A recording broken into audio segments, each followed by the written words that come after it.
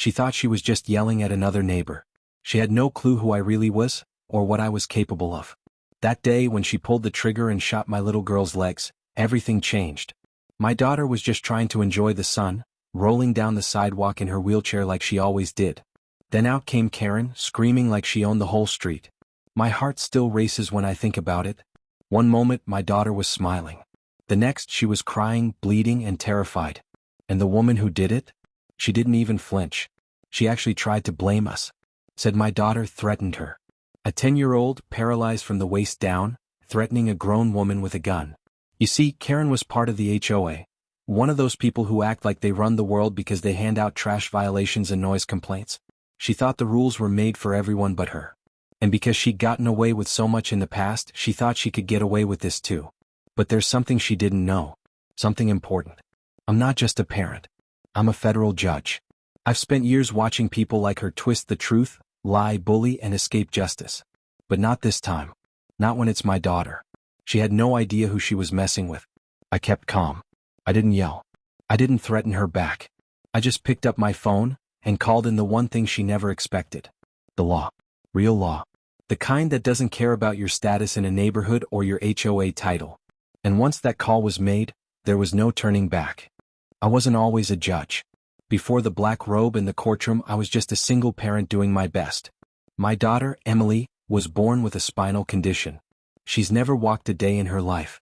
But you'd never know it from her spirit. Always smiling. Always curious. She loves to read, to draw, to be outside feeling the breeze on her face. She's the kind of kid who makes you believe in good people. We moved into that neighborhood for peace. A quiet place with tree-lined streets, friendly-looking homes, and a so-called tight community. I wanted Emily to feel safe. I thought I'd made the right choice. At first things were okay. A few neighbors waved, some even brought cookies when we moved in. But then Karen showed up. Not with kindness. With a clipboard. She was head of the HOA. The kind who counts the number of weeds in your yard or checks if your trash bins are out 5 minutes too early. She didn't smile. She didn't say hello. Just left warnings taped to our door. The first one was about Emily's wheelchair ramp. Not HOA approved. Then it was the small garden Emily planted. Too messy. She even complained that my daughter makes too much noise when she laughs. Emily didn't understand it. She thought she'd done something wrong. I told her no, she hadn't. Some people just carry hate inside them and it leaks out everywhere they go. But I never expected it to go this far. I thought Karen was just one of those annoying neighbors. Someone who likes control, not someone dangerous. But I was wrong. The signs were there. The way she looked at Emily. The things she muttered under her breath. I just didn't want to believe it yet. It started small like most things do. Karen would roll her eyes every time she saw Emily outside. If Emily waved, Karen would turn her back. She started calling the HOA on us weekly. Complaints about unsightly medical equipment on the porch. Complaints about unauthorized modifications to the yard, meaning the wheelchair ramp, again. Then came the letters. Handwritten cold. Stuffed in our mailbox without postage. This neighborhood has standards. Why don't you take your problems somewhere else? We didn't sign up for this kind of disruption. It was clear Karen didn't see Emily as a child. To her, Emily was a problem. A stain on her perfect little world. One morning, Emily was drawing with chalk on the sidewalk. Just colorful hearts and flowers, the kind any kid would make. Karen came out of her house like something had snapped. She started yelling, saying Emily was vandalizing community property. My daughter was too scared to speak. I rushed outside, ready to grab her and go inside. Karen stood there, red in the face, pointing a finger at Emily like she was some kind of criminal. I told her to calm down, that it was just chalk, it would wash off with the rain. She didn't care. She said she was going to take care of this once and for all. I didn't know what that meant at the time. I thought maybe another report to the HOA. Maybe a nasty email. But Karen was thinking of something much worse. Something that crossed a line no one should ever cross. I started watching her more closely after that. Her stares were longer. Her words were sharper. There was something in her eyes that made my stomach turn. Something cold. Something cruel. It was a Sunday afternoon. Warm, quiet, peaceful, just like Emily liked it. She was outside in her wheelchair, wearing her favorite sun hat, drawing again. She had a little speaker playing soft music. Nothing loud. Just a kid enjoying her day. I was inside, watching from the kitchen window, sipping coffee. Then I saw Karen. She was walking fast across her yard, toward the sidewalk where Emily sat. Her face was tight, angry. I put my mug down and headed to the door, something in my chest tightening. Before I could even reach the steps, I heard shouting. "You don't belong here." Karen screamed. "You're ruining everything." Emily froze. She looked up, confused and scared. I yelled for Karen to back off, but she wasn't listening.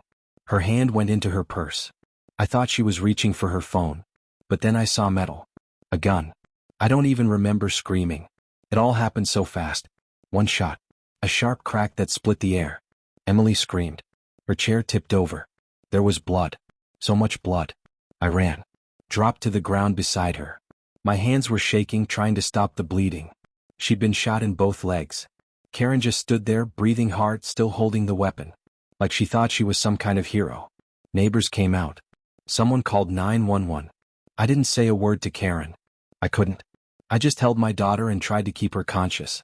The police arrived in minutes. Guns drawn.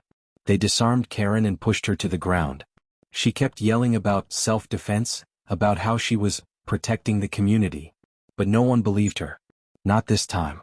Emily was taken to the hospital. And Karen? She was about to learn who she had just messed with. At the hospital, the doctors worked fast. Emily had lost a lot of blood, but they stabilized her. Both legs were badly injured. They said it would take months of recovery, maybe more surgeries. She was in pain, but even then she tried to be brave. She looked at me and whispered, "Did I do something wrong?" My heart shattered.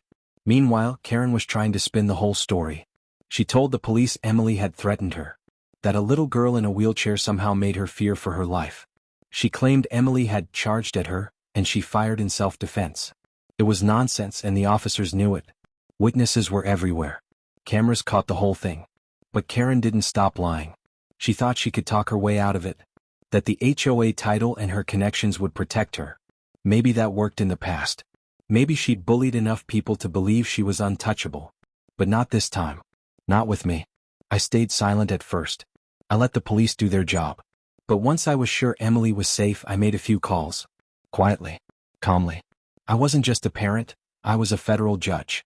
And I knew exactly how to make sure justice didn't slip through the cracks. I didn't need to shout. I didn't need revenge. I just needed the truth to be seen clearly and legally. Karen had committed a violent hate crime. She had used a deadly weapon on a disabled child. In public. In front of witnesses. She had no idea how serious it was. No idea what she had just triggered. I wasn't out for vengeance. I was out for something bigger. Something she never saw coming.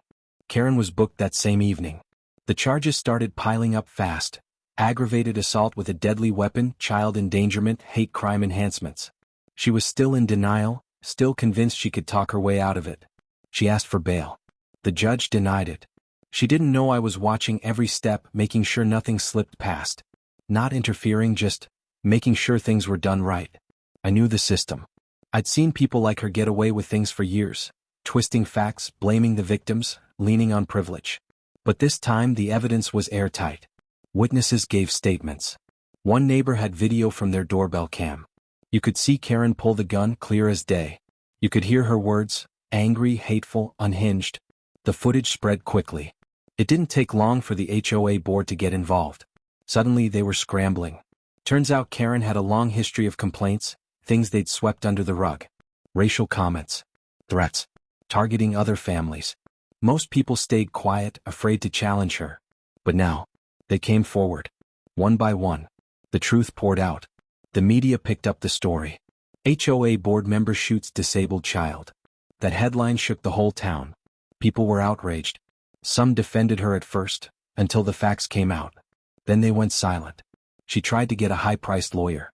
Tried to play the victim in court. But every move she made, the truth pushed back harder. I didn't say much. I let the law speak for me. It was all I needed. Karen finally realized she wasn't going to walk away this time. Not with the whole country watching. Not with a federal judge in the courtroom who also happened to be the father of the girl she tried to silence. The courtroom was packed the day of sentencing. Karen sat there, pale and stiff, like she was still trying to understand how things had gotten this far. She didn't look at me. She didn't look at Emily. Maybe she couldn't. Or maybe she still thought she'd done nothing wrong. The judge, asterisk not me of course asterisk, read through the charges slowly. Aggravated assault. Use of a firearm in a hate crime. Attempted murder. The list went on. Her sentence? Years in prison. No parole. No special treatment. The courtroom was silent except for the sound of her lawyer sighing. Karen finally spoke. She mumbled something about how she wasn't a bad person, how things just got out of hand. But there were no tears. No real apology. Just excuses like always. Emily was there, sitting quietly in her wheelchair, holding my hand. Her legs were still healing. The doctors said she might never fully recover from the damage. But her spirit? That was stronger than ever. She looked straight at Karen the whole time without fear.